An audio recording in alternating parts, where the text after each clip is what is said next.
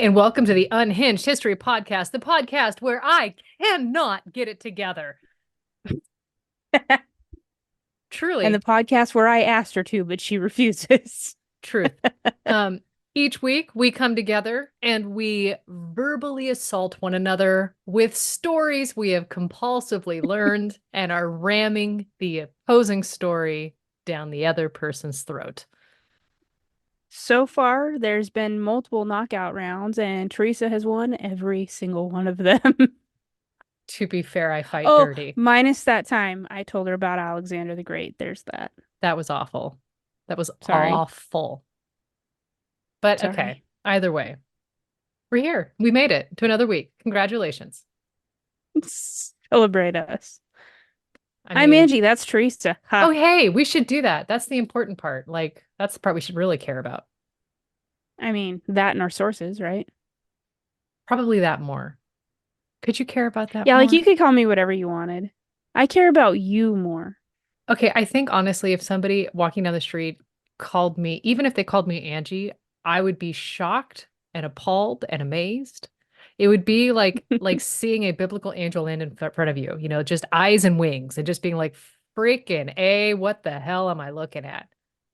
So, would you be clutching your pearls while high-fiving them? Because I feel like that would be the I would put my head between my knees and throw up first. I feel like that is the only thing to do because that is the reason they start with do not be afraid, is because somebody has just thrown tummy chunks.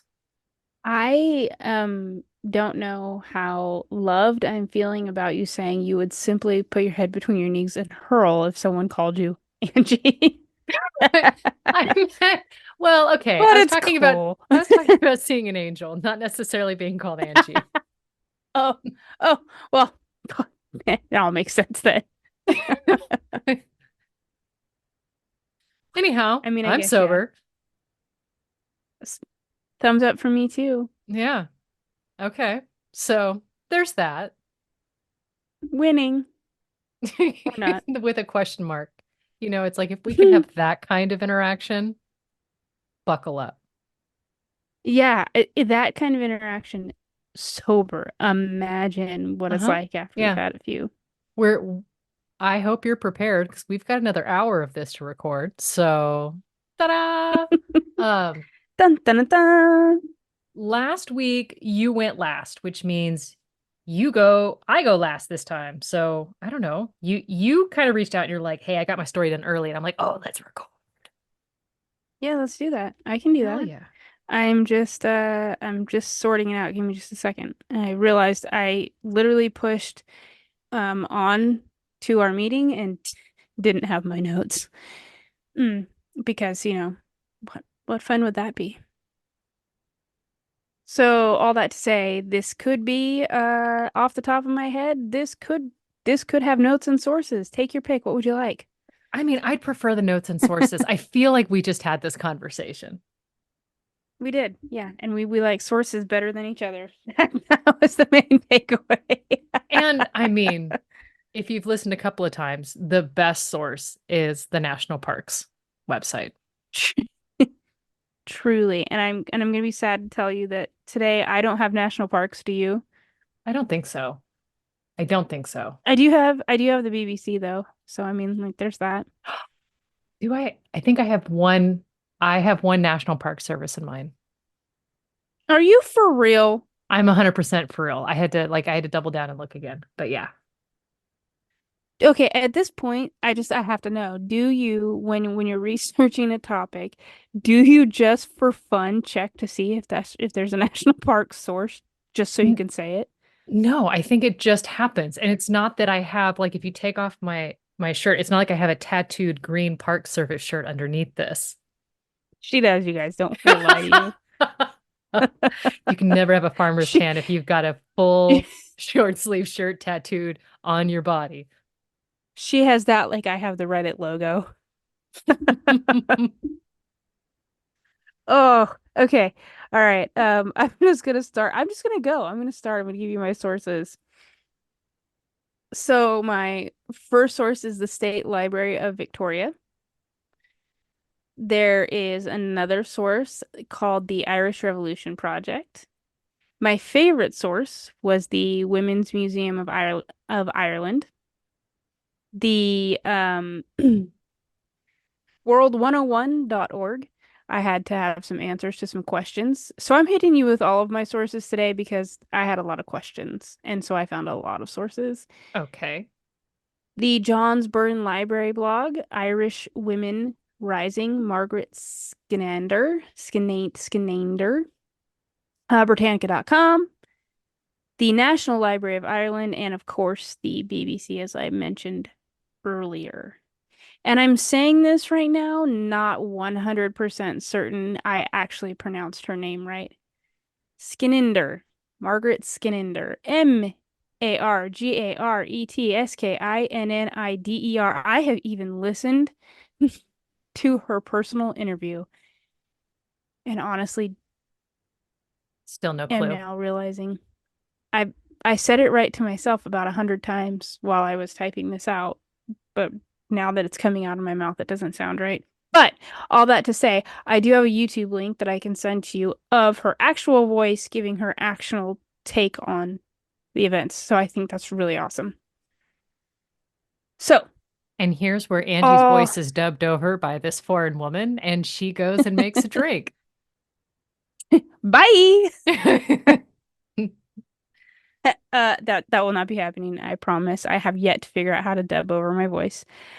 Um, I will say this, my story does feel a little bit different than any other story I've done lately or so far. And I think a lot of that has to do with the fact that the events that are in my story didn't really happen that long ago. Even though they feel like they happened like on a different planet 1,000 years ago, it was really just 100 years ago. Wow. Yeah. So with that said, I'm like I said, I'm going to tell you the story of the life of Margaret Skinnider, because we are coming up on St. Patty's Day here in a couple of days. And as the cult classic film, The Boondock Saints states, everyone is Irish on St. Patty's Day. To be clear, that is one of my all-time favorite movies. In case anybody is curious about what my favorite movie is, The Boondock Saints is in the top five. I'm about to say, I thought it was The Mummy The Mummy is like in the top one. number in the top one. Yeah, you can't. It's like The Mummy, Three Kings, The Boondock Saints, and Indiana Jones. That's four. And then, well, there's several Indiana Joneses and several Mummy movies. So do with that what you will. Okay. Are they all There you go. tied? No. About to say. Mummy, The Mummy. And then after that, it's just kind of a rotating, like this could be my favorite movie today, but we could go back to The Boondock Saints being number two tomorrow, you know? But I mean, like, okay, never mind. Never mind. I'm going to end up editing all Yeah, this are out we because done? this is filler. Carry on. Right, okay. All right. Oh, great. Now I don't know where I'm at. Okay, sorry. Before I do tell you the story, though, I do want to say that I'm fairly new to this topic and I have real big feels about it. And I Being think buried it's safe alive. to say, no, but that is high on my list of ways I don't want to die. Again, I have a list. Um, I think it's safe to say that there are still big feelings about this topic and they're very real and for some probably really raw.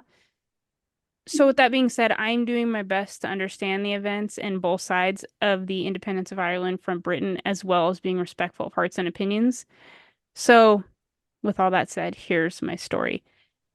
To be fair, I did start this story out wanting to do Grace O'Malley. Or do you know who Grace O'Malley Yep. is? The pirate. Yeah, I really, really wanted to do her story, and I was looking into all the things and reading all the notes and just it didn't sit. It didn't I wasn't vibing with it as much as I was with Miss Margaret here, so I thought I should go, which is odd because I'm always here for a good pirate queen. But this one felt, I guess, more um more imperative to share. Mm. Does that make sense? This Like one hit with Grace like, O'Malley's been this told. one needs to be said. Grace O'Malley, we all know. Like for me to say it to Teresa and Teresa be like, oh yeah, Pirate Queen. Yeah, exactly. Yeah. Thank you. That's exactly. Yeah. Okay. So, with all that said, Margaret Skinnider was born in Scotland around 1893. Some sources say both of her parents were of Irish descent, but at least one source suggests that her mother may have been Scottish. Regardless, she was born in Scotland in 1893. She did, however, spend her childhood summers in County Monaghan in Ireland, and according to the library blog that I mentioned earlier, it was there that she noticed the disparity between the wealthy Anglo-Irish who held authority in most instances and the poorer Irish living side by side with them, and the need for radical action was very clear to her by the early 1900s. So she's growing up in Scotland, but she is very much experiencing Ireland and what Ireland is going through in this time, right? Like Okay. we've been through famines, we've been through this, we're on the eve of World War One. Like we're seeing some things, right? So she ends up being educated and working as a mathematics teacher in Glasgow, which I thought was super awesome. But again, she is a woman, and as women are known throughout history, teaching is pretty much your only source of educate of finance for yourself, at least at this time, right? So Right. she does that and she does it well. However, around 1916, she makes her way back to Ireland via boat. Now she's been coming and going, but once 1916 hits, she kind of stays. Around this time, she is also in the campaign for women's suffrage and was a member of the Women's Social and Political Union in Scotland. Interesting to note that before she returned to Ireland in 1916, she had joined a rifle practice club in Scotland where women could learn to shoot, quote, like in defense of the British Empire. That was like the motto of their gun club. Like, we're going to teach you how to shoot so you can defend our empire. Yay, Britain. Like, Yikes. yeah, right? She would say in her autobiography, quote, I kept on till I was a good marksman. I believed the opportunity would soon come to defend my own country. So, Yeah. Hashtag not the Union Jack. right. And I'm thinking by this point, she is very, very aware of things boiling and bubbling under the surface, right? So, right around this time, she meets a woman named Constance Markovitz, whom she would always refer to as the Madam, and they became close friends and allies in this need for Irish independence. Now, it is important to mention that Constance, she is of Anglo-Irish descent. She's a countess and a political activist, and was actually the first woman elected to the British Parliament, although she refused to take her seat because she wasn't going to bow to the king. Dang. Um, right. So she's a pretty impressive activist, very politically minded individual who was very, very involved and very aware of this fight for Irish independence. And her and Margaret, they become very close friends, very close companions and confidants. And this every person that I'm going to mention in this story has had such a life, and it's so interesting to me. But anyway, in one of her circumstances, Margaret finds herself in Dublin at Christmas. It's 1915. She's been there, invited there by Madame Constance Markovitz. And on this trip by boat, she did not come empty-handed. She, quote, in my hat, I was carrying to Ireland detonators for bombs, and the wires were wrapped around me under my coat. Oh, Yeah, like she was not joking when she intended to use that marksmanship skill that she had yeah. developed. And Everything about she's that very says serious about it. if she was like that in TSA airport lines today, Oh my, how'd that get there? I must have left my hat when I went to the bathroom and put it back on without knowing. This isn't even my coat. Oh, Oh, heavens. oh, it Yeah. says my name sewed on the interior. I don't know how this is a setup. This isn't even my hat. Like I said, not my coat, not my hat. I'm actually on the wrong plane. Yeah. I'm supposed to be on a Weird. ferry. I'm not even supposed to be in an airport. What is this place? So she says she stayed on the deck because she didn't want to detonate any portions of the bombs on accident. She wanted to stay away from hot water pipes or electrical wire, which she thought might set them off, and makes it into Ireland. At this point, Markovitz asks Skinnider to make a plan of something called the Beggar's Bush Barrack. So she finds and surveys a large map of Dublin and then finds her way to the barracks and surveys it from every angle. So remember, this is like Christmas time, 1915, right? Like we're working in that Yeah. cold, wintry feeling, right? She then crosses the street to get a better look over the walls of the barracks and discovers a building, which she decides probably holds a powder magazine. It's believed that she, like so many women we've talked about before, uses her gender to sway suspicion away from her. And Wait, I are we gonna absolutely love say this. that we don't suspect her of nothing because her boobs get in the way? She has a uterus. Can you believe that? She simply cannot be up to nefarious things. I mean, to be fair, if we went on a train and that train went 40 miles an hour, our uterus would have flown outside of our bodies, so it wasn't safe. It's, well, see? So she's got that going for her, the old uterus and some boobs. Um, The old so uterus and some boobs. yep, it'll get you every time. So she, like I said, she's using her gender to sway kind of the blind eye.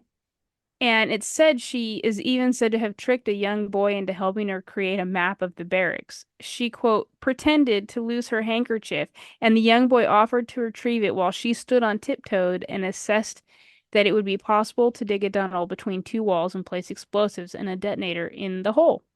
So, like, she is using what she's got when she needs it, and I am here for it. These ideas are put to paper and shown to James Conley, who was a prominent rebel leader, if not the man to go to, Mm. right?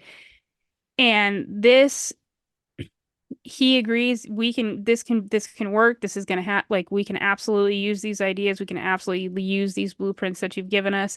And from that day forward, Margaret earns herself the confidence of the Republican leadership. So she is now officially in it, whether she planned to be or not, right? I mean, I'm fairly certain by the time she decided to put those detonators in her hat, she was officially in it. But now she's working in the good graces of the leadership, not just the Right. Countess, right? So eventually she makes her way back to Scotland, but then returns to Dublin on Holy Thursday in 1916, having already joined the Citizen Army. And the Women's Museum of Ireland, which honestly was my favorite source for this, gives us a really good understanding of her activities during the Easter Rising. She was involved in taking ammunition from hiding place to hiding place and bringing it to Liberty Hall, and served as a dispatch rider for Michael Manlin. Now, Manlin in Conley is in overall command of the operation during the Rising, and he was based in the General Post Office, but the command of the main forces fell to Malin, and he is second in command, and excuse me, he is like second in command under Conley, and then under him is Countess Markovitz. So like she's doing the thing. She is with the people she wants to be with. And according to the proclamation that was published by the leadership of these rebels, which is the proclamation for a free Ireland, according to that, women are equal to men. And Skinnider had no problem reminding Malin of that when he tried stopping her from throwing a bomb. She argued that women had just as much right to risk their lives as men. I love her. Right? 100% for her. So on Easter Rising Day at St. Stephen's Green. At one stage during the fight, she was sent to Lesson Strait Bridge to bring back 16 men to the green. They rendezvous at the College of Surgeons, and at this point, our girl Margaret, an absolute BA woman that she is, changes into an army uniform and observes from her post the British soldiers on the roof of Shelbourne Hotel and becomes the sniper. The New York Whoa. Times would call her the teacher turned sniper. And I love that for her. You know, you gave me every indication we were going that direction, yet when we got there, I was shocked. Because she did everything. It was like she was the Inspector Gadget arm of this rising, in my opinion. Like, and I'm saying that still, there's still so much for me to learn, but it seems to me that all of these people are I don't know, for lack of a better word, multi-talented. But like, she saw a problem, she solved a problem. She saw a need, she filled the need, whatever that may be. She goes on to say, more than once, I saw the man I aimed at fall. So, so Dang. that marksmanship paid off, and she sure defended her country. So, at one point, she was set out with 4 men under her command to set fire to a building and cut off the retreat of a British force which had planted a machine gun on the flat of the roof of the university church.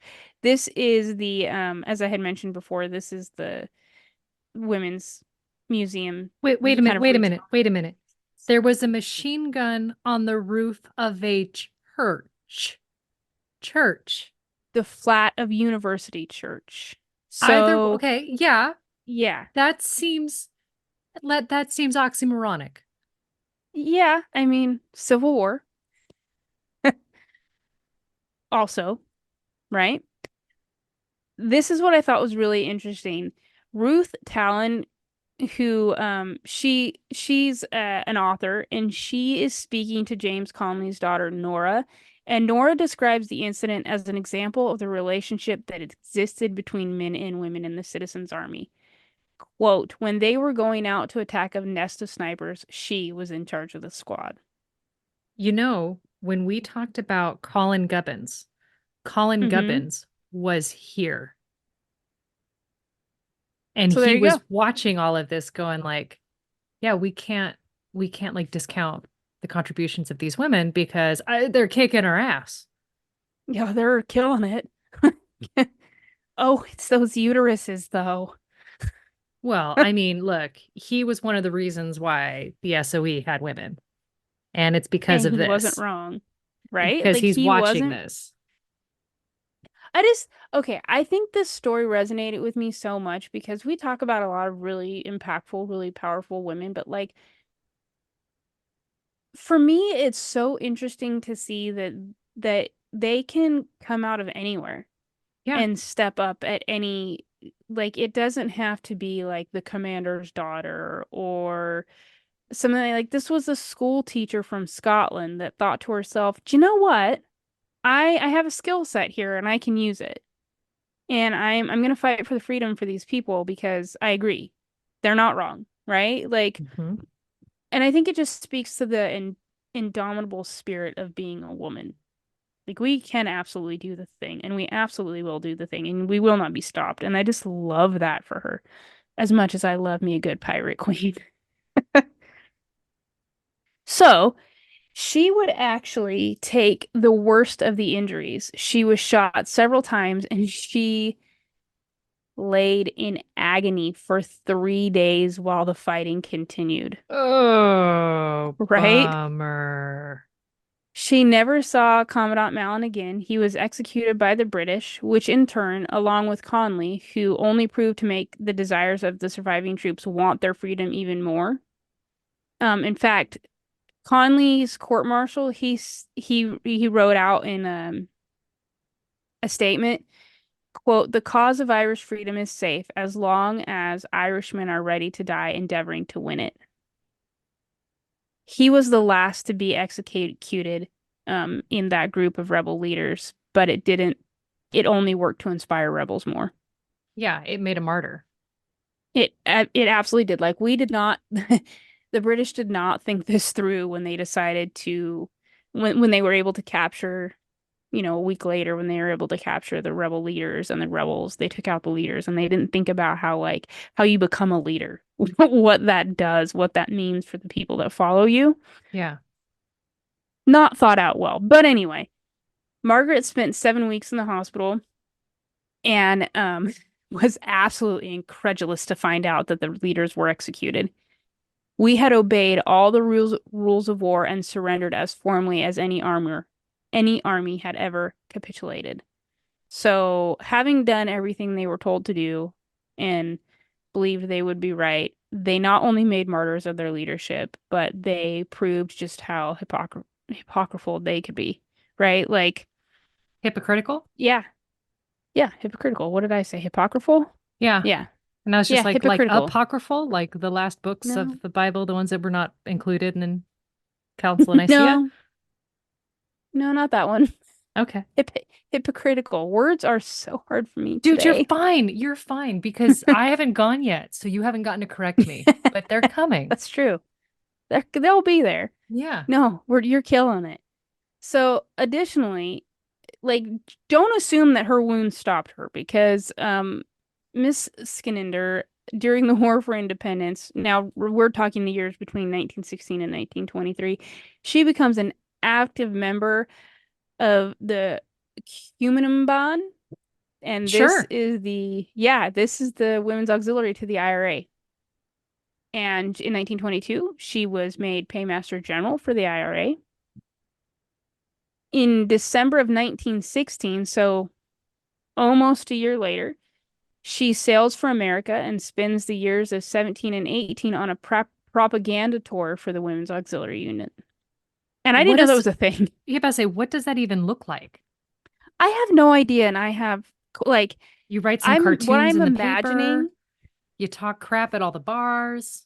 I, I don't think you're wrong. That's kind of what I'm imagining. And I'm also imagining, like, this is also the time for American suffragettes, right? So they're seeing this woman have this amazing story to tell about her time during the Easter Rising and the wounds she took for it and the freedom they're fighting for. And I am quite certain this inspired some conversations at the very least on the American side of things, Yeah. right? When she returns to Ireland, she trains volunteer recruits and was active through the War of Independence. She was imprisoned at one point in the Mountjoy jail and um that's part of the North Dublin Union from 22 to 23. She receives no pension from the government because she was in fact a woman. So, like, her job didn't matter. None of the things that she Her, did, like she yeah, didn't her have an boots got IRA, in the an way. IRA. Yeah, I mean, of course they did. I love this part. In 23, she becomes a teacher in Kingston Street, Dublin, and in 1949, she becomes an executive of the INTO. And the INTO is the Irish National Teachers Organization, which was founded in 1868. So it is the oldest and largest trade union in Ireland. And here she is remembered for her efforts in the fight for the rights of its women members. Like, this woman saw injustice and this woman was out to stop injustice however she could. In 56, she becomes the president of INTO and serves on the Irish Congress of Trade Unions in their executive council until 1963. Margaret Skinnider died in October of 1971 and is buried in the Republican plot beside Countess Markovitz.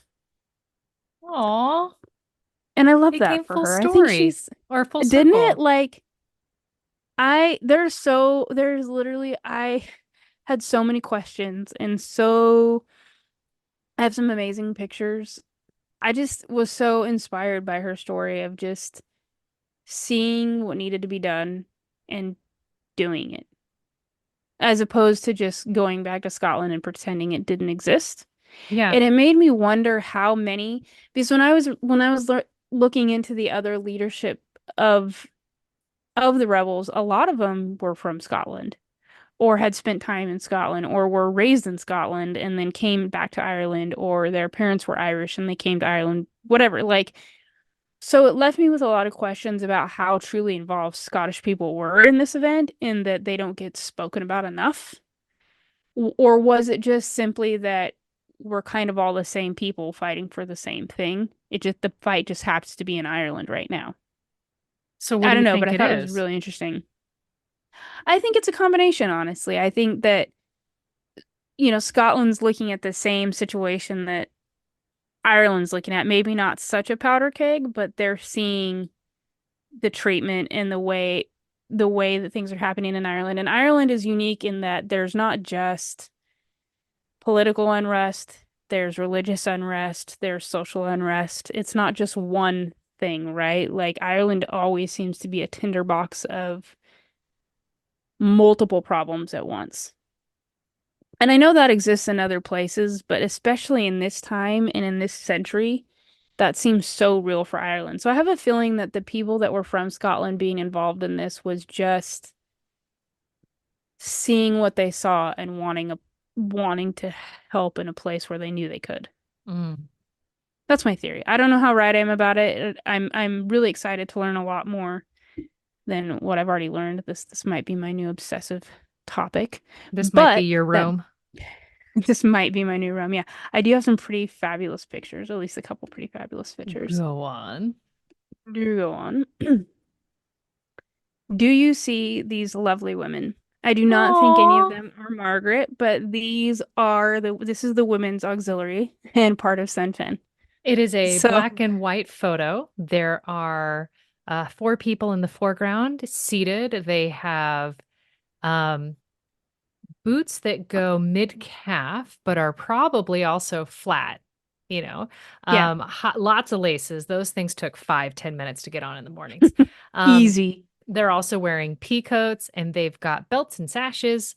They're in black, but the sashes and belts are in a lighter color, presumably a white. The people behind them have the same dress. They're all wearing fabulous hats. Mm-hmm.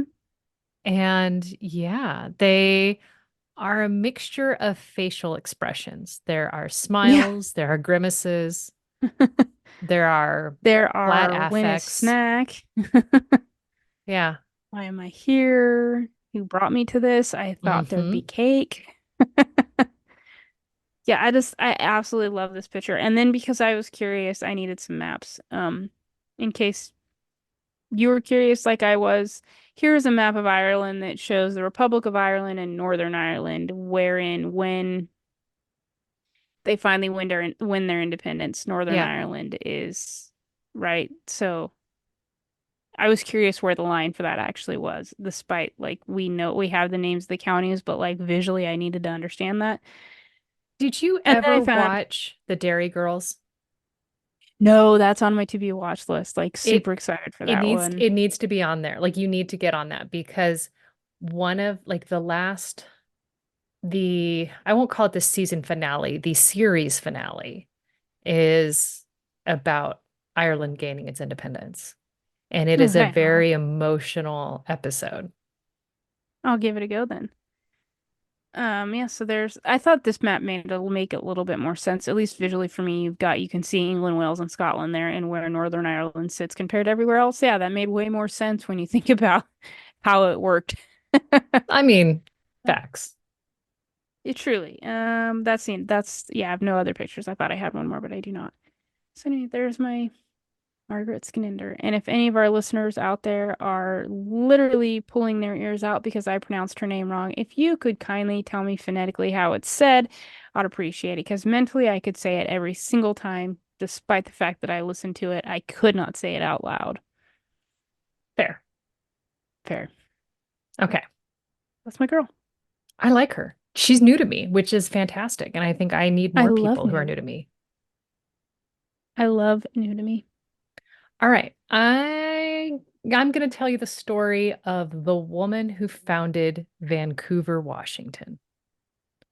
Okay. And she is singular in founding Vancouver, Washington, which is fantastic. And I will fight anybody who says otherwise. Meet her at the trash cans at 3 o'clock. You're going down. Yeah. So I'm going to tell you the story of Esther Short. My sources, the Hudson's Bay Company's Fort Vancouver by the National Park Service. Um, there is an article by Colin E. O'Connor. Esther Clark Short and her family settled near Fort Vancouver on December 25th, 1845. That is the title. Goodness grief. I did look up the Treaty of Oregon, and so I had to go to the Northwest Power and Conservation Council. I mean, when you're having to like dig up treaty language, you went deep. Um, Truly. Pat Gelada wrote a bit of history, Esther Short, in Vancouver Family Magazine. Amos and Esther Short, one of the city's founders, in Clark history from the Columbia. And then a dude named Gary Gilman wrote a rather long, like, history of Vancouver City Cemetery, like you do. Okay. So reference Like you that. do. Yeah. Okay. So most people don't know where it is, in fact, that I live. And I lie and say that I'm from Portland, but the truth is, I am from a suburb. I am just north of Portland in a small, like, town, I guess, that is just on the other side of the river. But I mean, we can throw Okay. rocks at Portland and sometimes do. What most people don't, Could you turn your music down? would you please? Because In fact. I mean, Yeah. there are things. Now, what most people don't realize about this neck of the woods is that the country itself became the US in 1776. We know this, or 1777 is when we actually established it, the whole nine. But we, kind of claimed it. But Vancouver, Washington was British and stayed British until 1846. I did not know that. Yeah. I mean, And that makes sense. it's like we know that because we talked about the pig war and how the 49th parallel and all of that fun stuff. But it's just nuts to realize like Vancouver was British territory. That is wild, actually. Like, yeah, I remember specifically thinking about the pig war and relationship to like the American independence, but didn't like they don't exist You don't together. extrapolate further. And you don't Yeah, realize like like Britain owned two Vancouvers in the same because time zone. because you couldn't have just one. You have to have a matching pair. Right.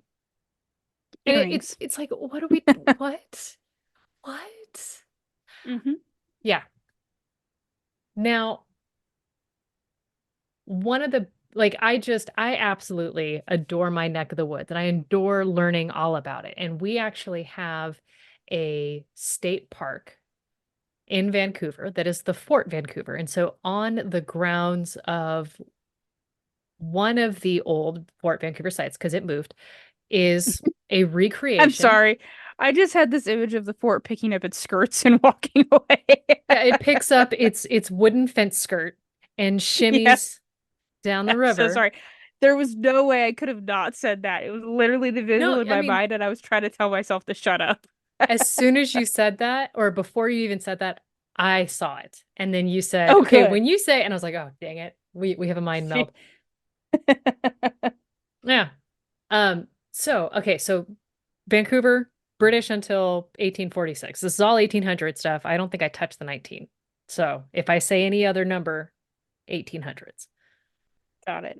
So 1825, well before Esther Short and her family arrive here, the Hudson's Bay Company sets up and establishes the Fort Vancouver, which is right along the banks of the Columbia.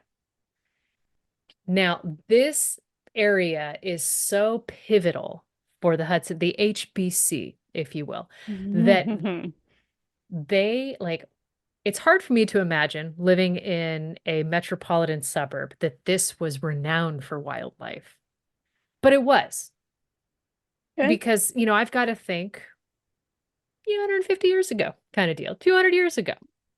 Yeah. And it is the focal point of all of these operations because the next couple of lines, if we talk about history, not existing in a vacuum, are going to be bananas. Because we're talking about the Hudson's Bay uses this as its focal point for operations that stretch from Russian-controlled Alaska to Mexican-owned Canada, That's wild. and then as far east as the Rocky Mountains. So all of those fur trading shenanigans converge in Vancouver. Now, That's a conference. isn't that like it's weird for me to imagine Mexicans, Russians, and British people seated around a table piled in beaver pelt. It's actually very easy to imagine it when you add the beaver pelt. Okay, well, here we go. At least for me anyway.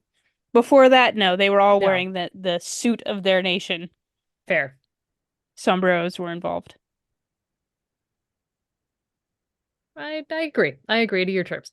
No, Thank the you. craziness is that when you think of Vancouver, both Britain and the US lay claim to this city, even at this time. This In checks. in an extreme claim, the British argue that everything north of about the California border is theirs. It goes Mexican-owned Canada, British territory. But most agree that everything north of the Columbia River is English territory. So Okay. keep Portland weird, keep Portland not British, and then everything north of that belongs to the king. It all starting to make sense about why Portland is so weird. Yeah, because we've maintained, we kept our solidarity. Now, kind of crazy that even though this was the Oregon Territory, if you will, um, there's not any American settlers yet. And the HBC desperately wants to maintain control of the fur trade. So they have a habit of harassing American settlers and forcing them to skedaddle, move on down the road. As you do. You don't have to go home, but you can't settle here. And here's where we have Esther Short and her family enter stage left. Now, Okay. Esther Short, her ancestry is kind of ambiguous, right? There are some sources that are going to say that she's half German and half Algonquin Indian, and others claim that she's a quarter Cherokee, a quarter Algonquin, and half Six Nations. Okay. What we know is that this woman is a force. Okay. Like there is really only one photo of her that exists, and I'm going to share that with you now so you can be like, oh, her. Okay. Oh. Like everything about her said she will give you the backhand of justice. Yes. Yeah. Yeah. That is a woman you do not say no to. Yes, ma'am, is what comes out of your mouth, and you hop to what it is she is asking. She is got your quintessential antebellum hair part Yep. with the in the in the hair on either side. She is wearing what looks to be like a dark silk taffeta style dress with the white Mm. collar, the high white collar. Yep. I love the sleeves. I know. Oh my goodness, the sleeves. The It lace looks like she's sleeves. got, yeah, her lace sleeves look like doilies sewn into the sleeve, and they're absolutely gorgeous. And no, ma'am, she did not sew those doilies into those sleeves. Those are lace sleeves she made by hand, and I will go get you more lace, madam.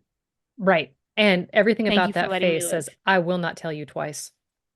That is the F round and find out face. Hmm. So Hmm. she, regardless of her full ancestry, is at least part of First Nations. Like, she does hail from that stock. Now, she's gonna have to be strong because at some point she decides with her family to take a trip from Illinois to Vancouver. They may not understand that that's where they're headed ultimately, but they're going to Vancouver. They have six children. Now, think Okay, about this. She's one of like 50 something wagons. How long do you think a wagon trip takes from Chicago to Vancouver? 6 months. Damn it. Did you see my notes? I played Oregon Trail. I just died of dysentery and never made it. Well, there you go. Yeah. Um, so she's on this 6 month wagon trip, 6 kids and a husband.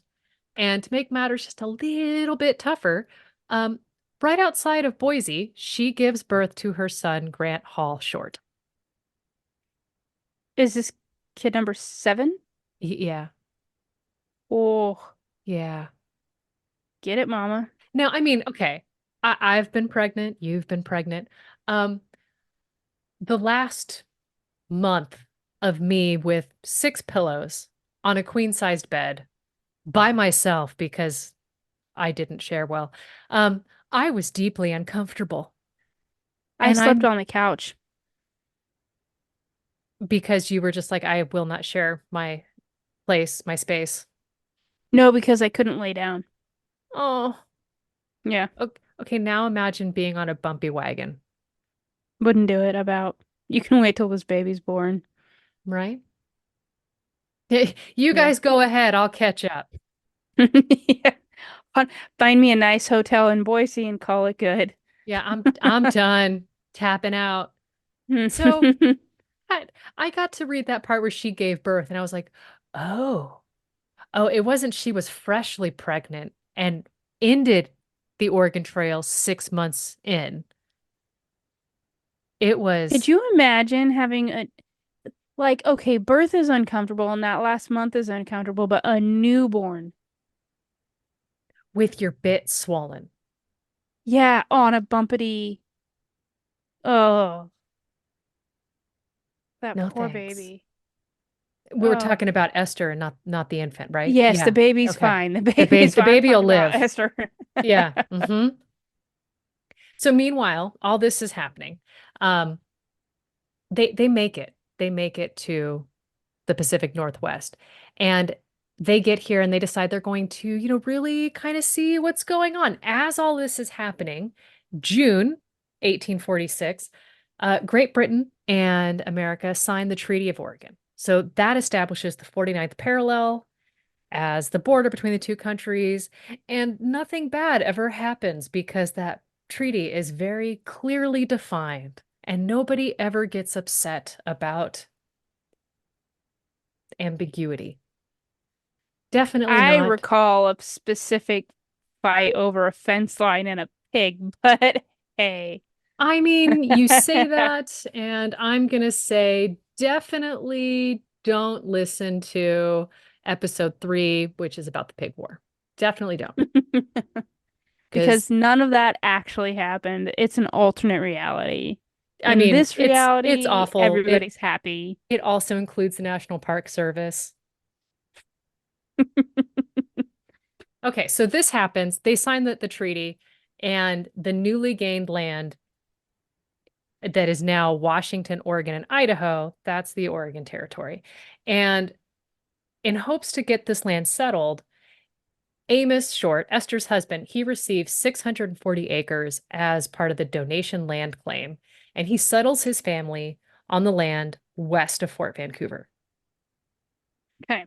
Now, this land stretches clear along the banks of the Columbia River, and they love this land because it's fairly level, it's not densely forested, and it lends itself perfectly for farming, Okay. which great. And then more auspiciously, Mexican-owned California is going through a gold rush. Yes, yes. And the demand on the with the gold rush causes the demand for food. So the Shorts begin farming potatoes. Okay. And this sets them up to make a great living. And I didn't realize trade stretched that far. I thought local food for local markets, but they are growing potatoes for California. So it So was you're a telling me there are wagonfuls of potatoes coming down Oregon into California. presumably they're more loaded onto a boat. So they would, I'm assuming, these are assumptions, and my assumptions will be elaborated on further down the story. They load their potatoes into a wagon, they take that wagon to the Oregon coast, maybe near Astoria, load it onto a boat, take that boat down to California, and then take that boat all the way up. That makes more sense. Or they could end up taking their potatoes, putting them onto a boat, taking it down the river to the coast onto a bigger boat. Maybe that, I think that's more, I think that would probably be faster. I haven't Google mapped it yet. And I think No, yeah. you can choose for public transit, you can choose for walking, or you can choose for driving. I don't know if you could do boat versus horse, but I would be open to try that. Yeah, I mean, there was a time where we could figure out how long it took to get from place to place in Westeros. I love this for us. I didn't know that existed. Hmm. Yeah.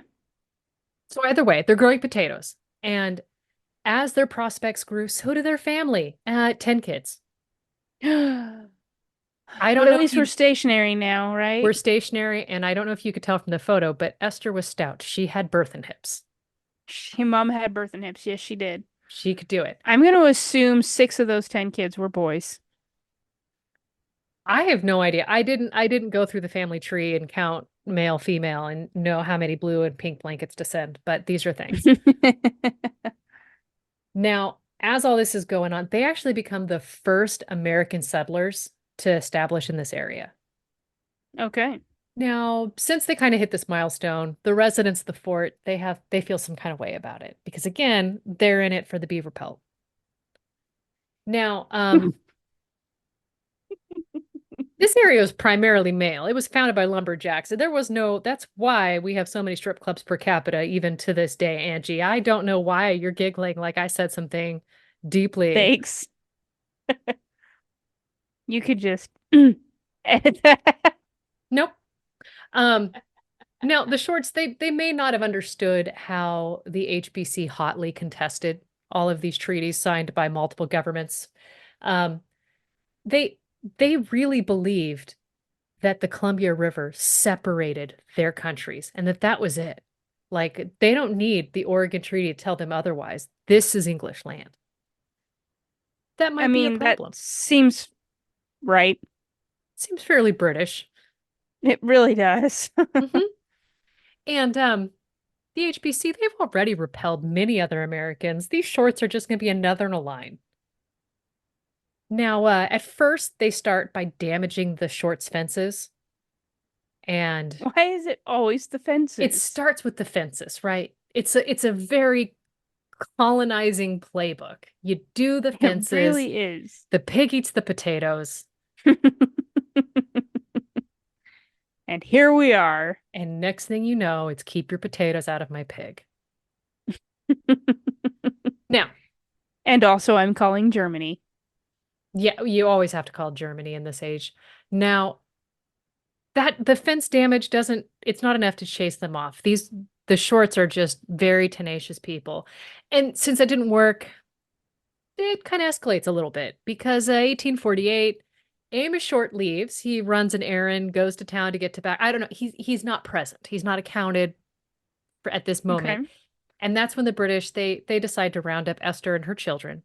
They put them on a boat and they row them to Hayden Island, where the target is. The target wasn't there Oh, okay. originally. Um, I'm so sorry. I totally had the image as soon as you said that. I was like, oh, thank God we made it to Target. And then my brain did not even like Nope. Target was not No. there. Mm-mm. Macy's wasn't there yet. Like we're still figuring this out. Yeah. Hmm. Yep. You're not wrong. So they put him on Hayden Island, and then she's ordered to, quote, stay put, and they leave. Her and the kids. Just goodbye. Yeah, because listen, I do what I want. That is the face of a woman that is not going to stay put if she does not want to stay put. So somehow she makes it back home because you're right. She did not indeed stay put. Now, when the British worked that realized that didn't work, they try a variation. It's They because they didn't really have a target there yet. I would have stayed put for the target. right? You'd be like, you know what? There's a lot here. This place has a lot to offer, and it's all very reasonably priced. There's a Starbucks inside. Food, beverage, comfortable chairs. What more could who could want anything more? Exactly. So the British they come back. This time Amos is there, and they took the entire family. They put him on a boat, they take the oars away, and they push the boat down the river. And they wave bye. Wow. Now, that could have killed him. Maybe it's killed others, but Columbia's pretty tame. Somehow the shorts return home. And again, the British return because ain't nobody's got chill. And this time, there's a dude who comes to the door of the cabin and he strikes Esther in the face with a club. Oh, that feels like a bad idea. Yeah. And this assault changes the entire family's feelings towards the residents of the fort. And it's after this point that Amos starts carrying a rifle around with him wherever he goes. Fair, so would I. Yeah, I mean, now this lesser people would have died. I mean, a club to the face has killed many a person. Cast out into Yeah. the water. Yeah. Yeah, that's a missing persons episode. Now, April 1850, the British returned because apparently they're undeterred by their previous failures. And a Hudson's Bay officer, That also checks for the British. right? Look, we're just going to keep failing until we unfail. Yeah. They have not learned about the Han Dynasty yet. No, nope. So a dude named Dr. Gardner, who's an officer at the HBC, him and a servant, they go and they confront Short, and they claim that the title to the Short's property is actually owned by Dr. Gardner, and they just need to get off his land, despite the fact that they've built houses, they've started farming, like it's clearly not his. Right. Like if Gardner really owned it, he would have had a problem before they were Yeah. established. Mm-hmm. Yeah. Quite possibly. Now, strangely, the Shorts refuse to leave. And Gardner refuses to Weird. leave. Now, this results in a shouting match. It results in threats volleying back and forth. And then it starts with gunshots. And somehow, in the presence of Amos's farmhands who are there, both of the British men die. Didn't see that coming. Oopsie poopsie. They're dead. Amos is arrested for their murder. Now, we do know that the judge is reported in saying, the only trouble I find with you, Short, is that you didn't shoot more of them. Okay. So Amos is acquitted of all the charges and he's coming back home. Now, while he's in court fighting these charges, the HBC shows back up on the Short homestead. Because I have a stupid's beef sticky. with them. Stupid is Yeah. sticky, and you just can't wipe enough of it off, There's a French Canadian lieutenant named Francis Facet who he shows up with his men and he orders them destroy all the fences again. Because it And works so great the first time. yeah, and Esther is absolutely over it. She is so fed up with this man. She slaps him. She slaps him so hard, she knocks his ass to the ground. Good. This fiery action causes this dude to get up and be like, this absolutely brave mother shall never be harassed again. We stand down. We will never return. They've clubbed her. They've destroyed her fences. They've tried killing her multiple times, and it just took one backhand of justice. Which she is ready to deliver. I mean, that face said she should have delivered it months ago. Mm-hmm. Now, There was a conversation, in bed between Amos and her where she was like, you know what, honey, we just need to smack him back. That's how bullies operate. Once you hit them, they leave you alone. and he he's kept like, trying to tell her I to be killed polite. 2 of them. And she's like, no, slap him. That's not how it works. You can't just kill them. The They have to first remember time what they've done. you show them the front of your hand and you cup their cheek, albeit slightly, as you turn their head, and then you bring it back with the backhand. You get both cheeks. So, despite the HBC standing down, you would assume that this would be the end of it. Amos and Esther, they'd go back to having a happy life, raising potatoes, producing more children. Thus is life. The things. But it's in 1853 that Amos is returning home from a trip from California selling the family potatoes that the ship, the Vandalia, sinks and his body is lost at sea, Ugh.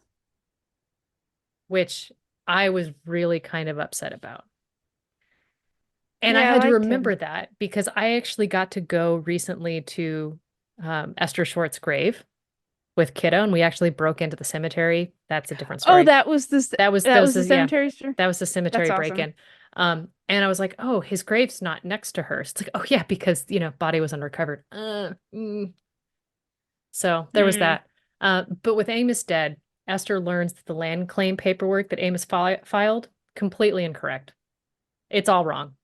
And so she has to go through and refile that paperwork. And then all of these fun patriarchal laws go into effect. As soon as the land is correctly filed, so she is indeed the owner and they're not going to, rifle it off to Dr. Gardner and his ilk. Um, the land is cut in half. Half the land goes to Amos Short's children, which are her kids, and the other half she gets to keep for her own devices. Okay, so that's fair. I mean, it is, but now, I Sort mean, it's of. just like the wife has all of it and divvies it to the kids upon her death, as opposed to like, well, I just cut my fortunes in half. Here you go, Well, I'm kids. wondering if it did she have by this point if she had older sons and that's why it worked. Maybe. I'm thinking that would have to be the case. I didn't track her kids' ages at this time, but that would make I don't even know the breakdown of gender, so I cannot be trusted. Um, so with this, I didn't get any sources from Reddit this week. I just want you to know. I'm never gonna let you live that down, so it doesn't matter. Well, I just wanted you to be proud of me for a I am minute. I am proud of you. Angie, Angie, I'm proud of Thank you. you. Okay. So now, I mean, because again, 640 acres, she gets half of that, so that's 320. So that's still a decent chunk of land. And with that, she keeps the eastern portion Okay. and she ends up starting to sell lots of land to the new settlers that are coming to town. And as more settlers are arriving, it's still far from a metropolis, but it's a decent settlement and it starts firming up. So it's that same pioneering spirit that causes her to open her own restaurant and she builds the Pacific House Hotel in 1854. Like, so she's Oh, getting it. She is establishing herself. And then to continue her badassery, a year later, after establishing the hotel, she's the one who files the town plat for Vancouver on July 28th. So that's so cool. she was the first American resident and she stayed there and built it up and then turned it into a town, like filed the paperwork. And that same year, she gives a strip of her land, which became the public plaza, the public wharf, and then there's a park that bears her name. And that park is where our farmers market's held. And right That's across, so like, cool. yeah. And it's just nuts to know that the land that Kiddo like grew up playing on the park, where my dog learned how to go down the slide, that was all owned by Esther Short, the badass woman That who is, slapped an HBC. I love that. That is so cool. Do you have more? I love her. I don't have more. As much as we know, we don't really know it. Like it was hard to drum up those sources, like to drum up that amount of tail, right? Oh, I But love her. when you go to Is her, there a statue? there's a statue at the park, but it's not of her. It is of, let me see. It is of the pioneering mothers. Oh, okay. So allow me to share my screen. So you just see, Okay. presumably, like I guess that could be her per se, but it just doesn't seem too much like her. And on the back, it just says to the pioneering mothers. And I know this statue very well because I mean, I lived across from that park for 8 years. We went there That's daily. that's amazing. And I love that. So okay, so the statue it's definitely bronze, yeah? Hmm.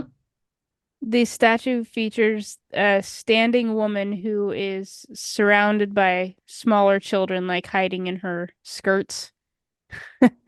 She has this look on her face that says, I'm about done being at the park. I would like to go home." and Yeah, have a complete with mimosa. the long cardigan, where it's just like, I'm over it. Uh-huh. Yep, she's probably got her hair in a bun. Yep. Yeah, I love that. It's a beautiful statue. It is. And I've got so many pictures of Kiddo as a toddler, like climbing up, holding on to one of the kids' arms and just amazing. So, but it really kind of gave me pause to learn more about her and to realize how much land she controlled, how much she did, and to realize like there were potatoes there. They were farming Yeah. potatoes. Like, I love that you just simply said, and then she filed the paperwork and there was a town. Like, and I mean, who do like, you file the paperwork with? I have questions. I'm sure like a lot of paperwork is routed through Oregon City at the time. So you would have to drive your wagon all the way south past Portland to Oregon City to file all the things and then come all the way back. For whatever reason, they needed a town established, like officially, and she's the one who did the paperwork. I think it's amazing. I love it.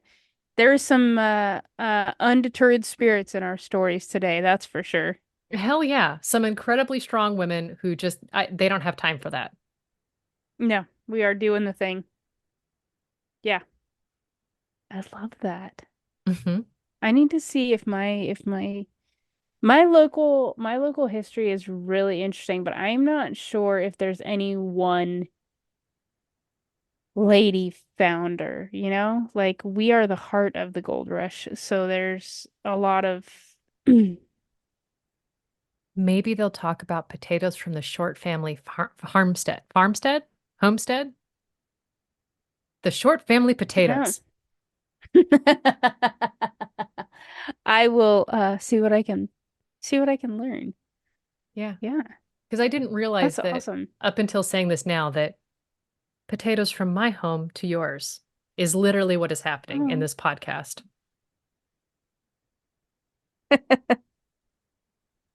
We send you our avocados in tribute. We accept the avocados. It's it And if you, seems like a good that is a great trade-off, right? yeah. We get French fries, you get avocado toast. We're here for it. Oh, I love all of this. I love all of this for us. And if you want to share how much you love this podcast or tell us we did a great job, do so with a review, preferably five We love stars. that. But I mean, you can keep your bad opinions to yourself because I don't need I'm not subject to your thoughts. Those but the good ones, I'll take the good ones. But the bad ones you can hoard like precious jewels to the EU that they are. And on that note, share us with your favorite avocado farmer and tell them how much you love this podcast. And on that note, Bye. goodbye.